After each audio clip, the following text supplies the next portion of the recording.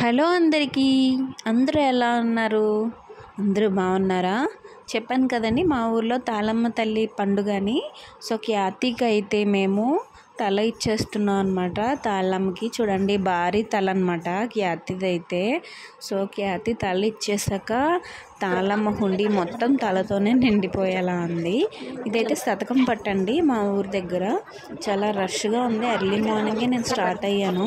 So మా దర్శనం అయితే త్వరగానే అయిపోయింది. అక్కడ ఫ్రీగా టిఫిన్ కూడా పెడుతున్నారనమాట. ఈ ఇయర్ అయితే సంబరాలు చాలా చాలా బాగా జరిగాయి.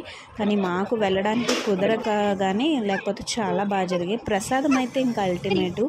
బూందీ పెట్టారు, లడ్డు పెట్టారు, హల్వా పెట్టారనమాట, బ్రెడ్ హల్వా. చాలా అయితే చాలా నచ్చింది నాకు, ఎక్సలెంట్. ఇంకా మళ్ళీ అడిగి మరీ వేయించుకున్నాను.